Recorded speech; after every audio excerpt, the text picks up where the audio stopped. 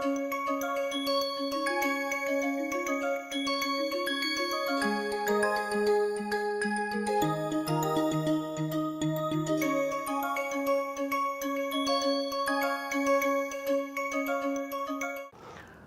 everyone, welcome to this lecture of today. We will briefly look at what we did last time before we proceed further with the oxidation reactions. In the last class that I took was I introduced a way of converting 1,2 ketone transposition, and we introduced the sulfur based chemistry, and the second transformation that we discussed was 1,3-enone transposition, where we took two different types of substrates, and those substrates were where we had an enone of this kind and we transposed into an enone of this kind by introducing an R group here at this position. This was one method that we discussed using Daubin rearrangement, Daubin-Michno rearrangement.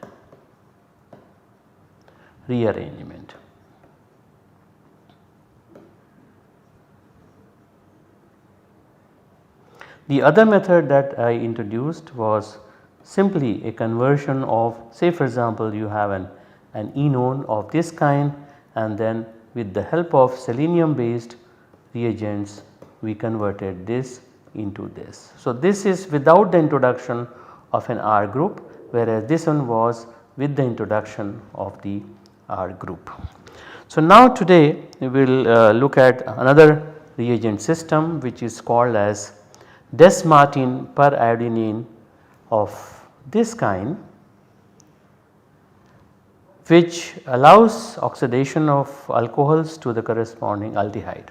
Of course, it can also allow secondary alcohols oxidation to the corresponding ketone, but this is especially very important for primary alcohols to the corresponding aldehyde, because with other reagents such as chromic acid, Jones oxidation or many other oxidation in which the primary alcohol gets oxidized to the corresponding acid. So, there is an always over oxidation, and also this method is fairly mild. As we go along we will see how important is this method from the point of view of dealing with sensitive substrates.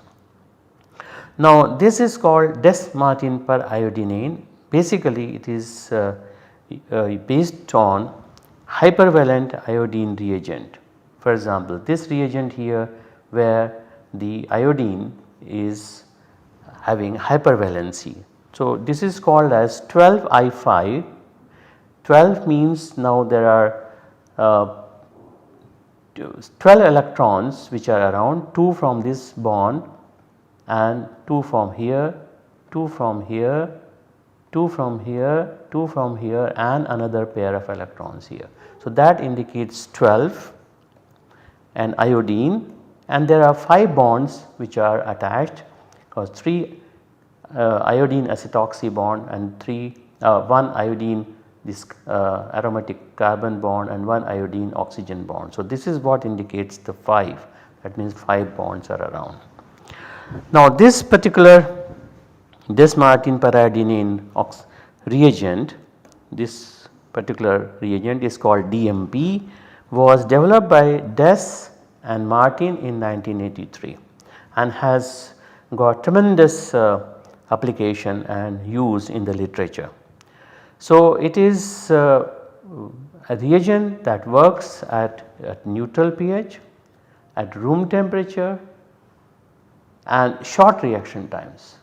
Many times you will see that many of the oxidizing agents such as Swan oxidation is carried out at very low temperature, -78 to -65 or something like that, and maintaining that low temperature is somewhat difficult and of course involves expansion of energy. Plus this particular reagent system involves a simplified workup, a simplified basic workup. We will see later on how the mechanism allows this reaction to occur, and what comes out of the reagent is only acetic acid, which is a mild acid. This allows high chemoselectivity, particularly benzylic and allylic alcohols are oxidized faster than saturated alcohols or non-benzylic non-allylic alcohols. So, that is chemoselectivity. This also tolerates a number of functional groups such as furan, sulfides. Now for example, if you have a furan ring and you have a sulfide group here, they both can be affected by many of the chromium based oxidizing agents. However, here the iodine is fairly mild reagent.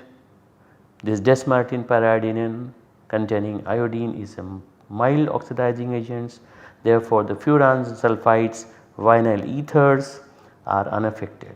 Similarly, one can oxidize N protected amino alcohol. So, if you have an N protected amino alcohol, you have a nitrogen here and you have here say an alcohol which one wants to oxidize, and there is a protecting group here PG, some sort of protecting group.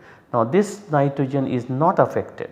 So, the oxidation of this alcohol occurs readily with this particular DMP, Des-Martin periodinane oxidizing agent, and the nitrogen is not affected. So, many of the functional groups which are there, they are not affected. Plus, for example, if there is an asymmetric center here at this particular position, or there is another asymmetric center here, say you have an R group here and you have here an asymmetric center, although this asymmetric center will get destroyed because of the oxidation that we are going to carry out, but then this asymmetric center here which has a hydrogen at this position can get affected by the carbonyl group here if the reagent conditions are either acidic or basic. But since here it is a neutral pH, it is a neutral reagent system, this particular asymmetric center does not get affected, and there is the oxidation that happens without epimerization. Now this epimerization not occurring with DMP is something that has been observed with many other oxidizing agents. So, there are many plus points of this Des-Martin periodinane oxidation, and this reagent, this DMP, is having also a long shelf life.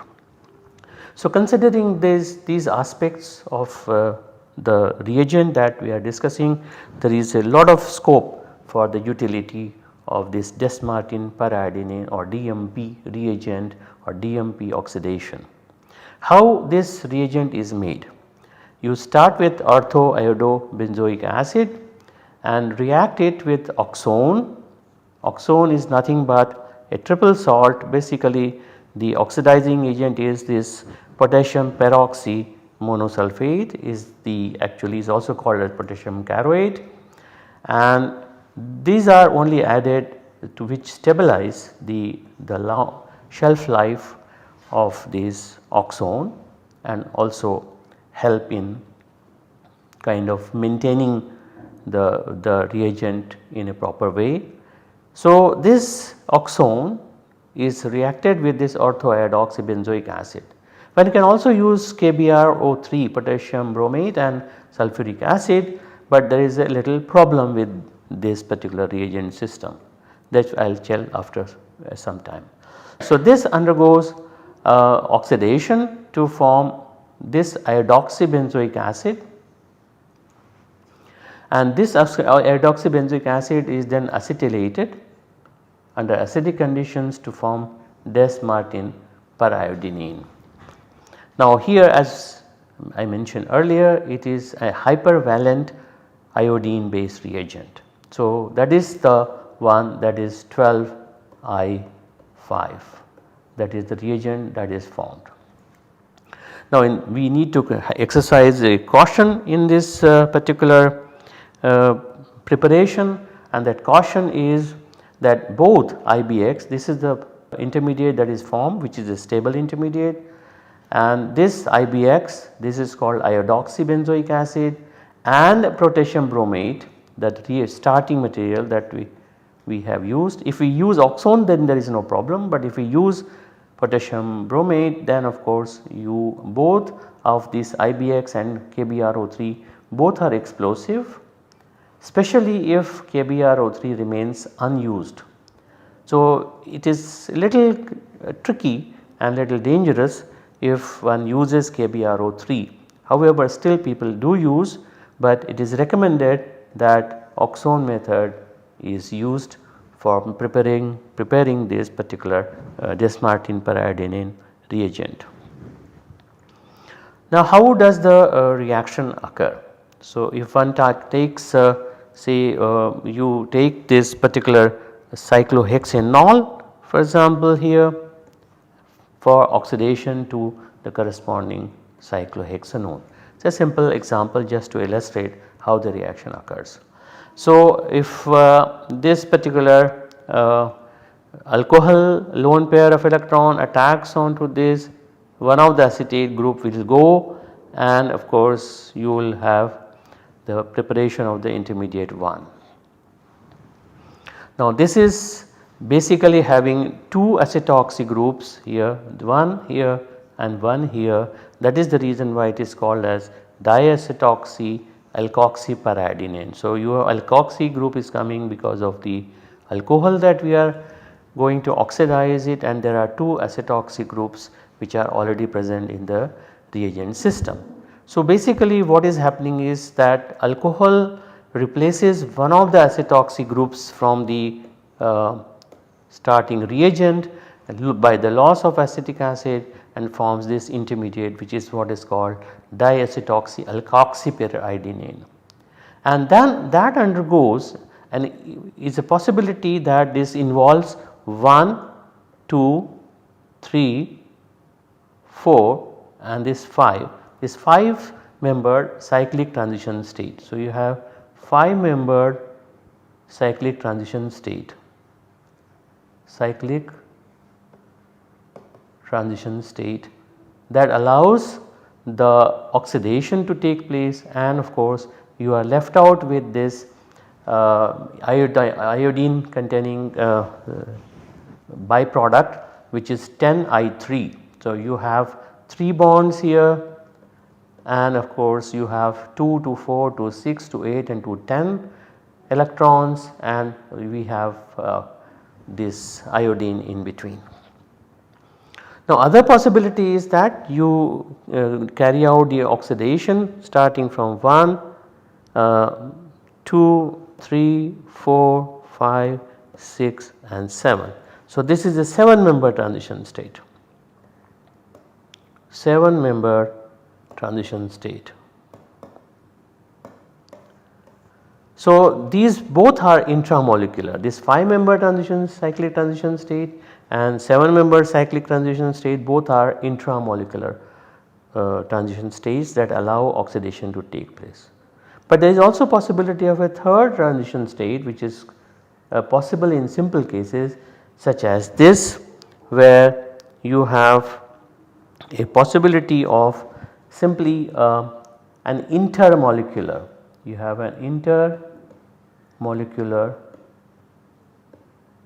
oxidation with the help of the acetate. So, when the alcohol is reacting with the reagent, then what you have is a possibility of there should be this intermediate can break, this intermediate which is number 1 can break and form an intermediate of this kind where there is a positive charge on the iodine and the acetate has lost, has come out.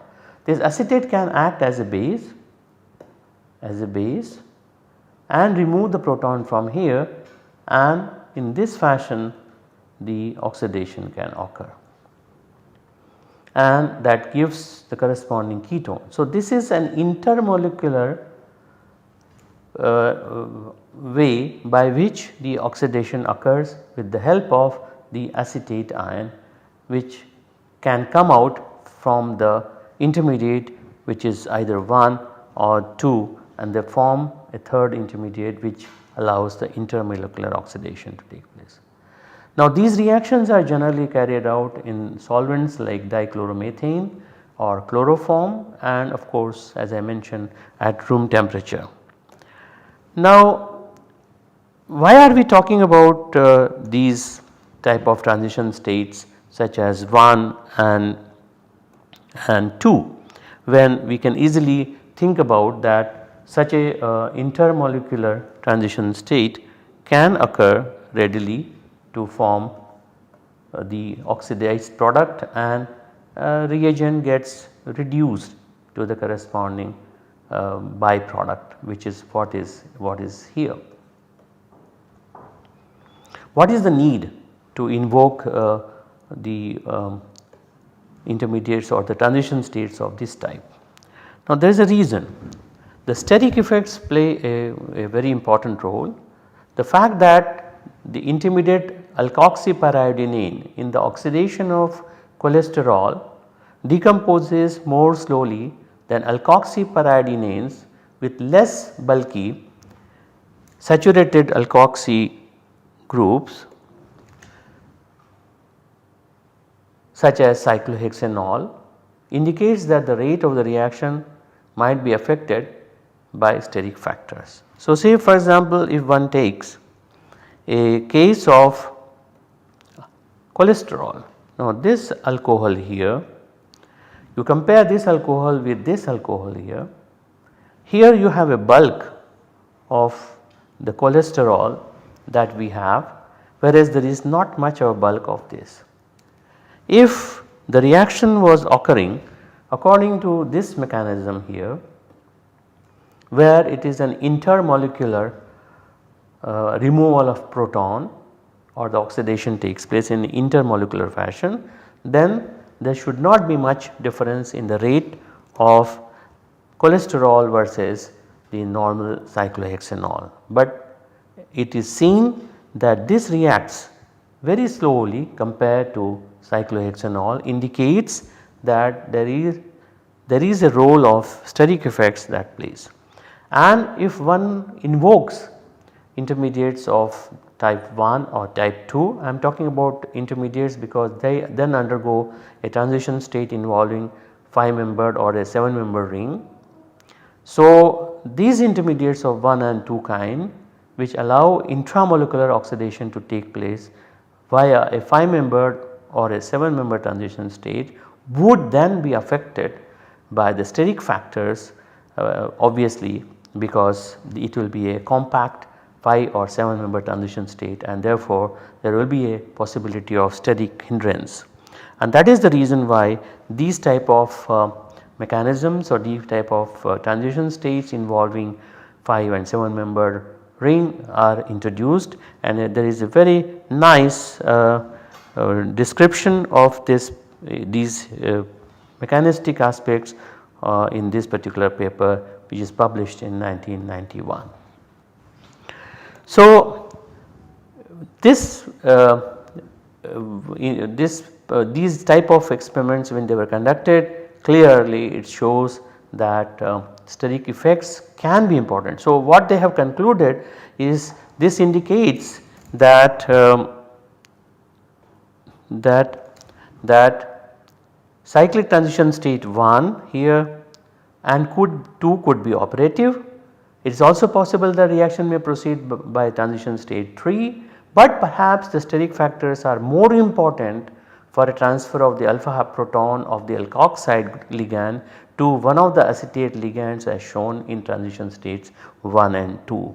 So, basically what is happening is this acetate group here or this acetate group here allows the abstraction of a proton, whether via this oxygen or via this oxygen, that allows the removal of the proton here via a 5-member transition state or a 7-member transition state. This is exactly what they are saying here. Alpha proton of the alkoxide ligand to one of the acetate ligands as shown in transition states 1 and 2, and because of the experiments that suggest that sterically hindered cholesterol reacts slowly compared to the non-sterically hindered alcohol such as cyclohexanol, these transition states of cyclic transition states involving intramolecular hydrogen bonding is introduced.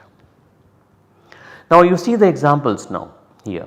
For example, here you have a very sensitive substrate where there is a cyclopropane ring here and there is an ester group here and there is an alcohol here. When this gets oxidized, what you have now done is got a substrate product where there is a cyclopropane ring, there is an ester group here and then there is a aldehyde group here.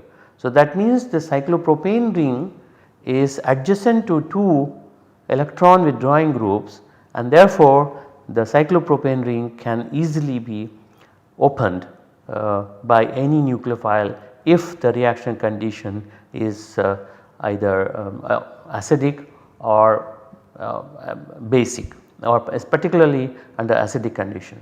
So when people had carried out oxidation using Swan oxidation using these kind of substrates, they had problems because if you recall, under the Swan oxidation condition, hydrochloric acid is also one of the byproducts that comes off.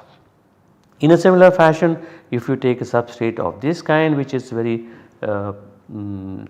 complicated substrate having a double bond which is in conjugation with a cyclopropane ring, and then of course you have the the alcohol which is protected as trityl. Trityl protection is nothing but this kind of group where it can easily, if you treat this particular protecting group where there is an R group here, then if you use simply tosic acid in a catalytic fashion, then this protonates the O group here, the ether, and then this opens up to generate the alcohol, and of course you generate a highly stable tertiary cation in this fashion. So there is a very strong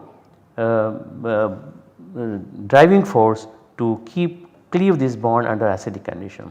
This is what is done by this tosic acid here, and this methanol room temperature, it gives 98%, it releases the corresponding alcohol here, and then that reacts with DMP, desmethylene periodinane reagent, to form the corresponding aldehyde which in 90%. This is extremely sensitive substrate for the acids.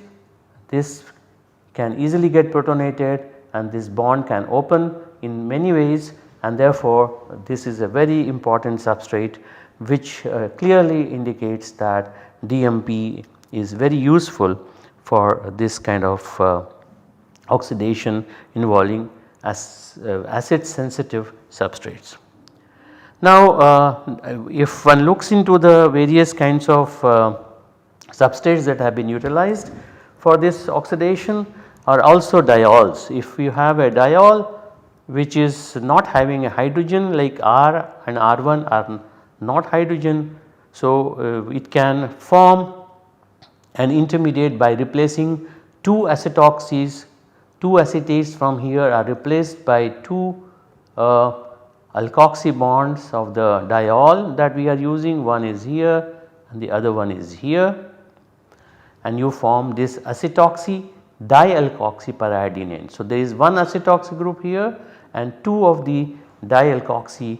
So this is what is called as a acetoxy dialkoxy periodinane here, and that undergoes a cleavage as I have shown here to cleave this particular carbon-carbon bond to form this ketone, which will be of course 2 of them, and you then regenerate the reduced species from the oxidizing agent.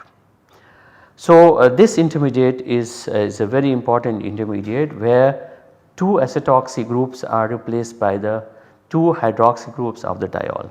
On the other hand, if we take a diol in which one of the R groups is hydrogen, then we have this type of intermediate which is similar to the one which is shown on the top, which is, but then the difference between the two of them, as you can see, is that there is no hydrogen in this particular dialkoxy acetoxy dialkoxy periodinane, there is no hydrogen, but here there is one hydrogen.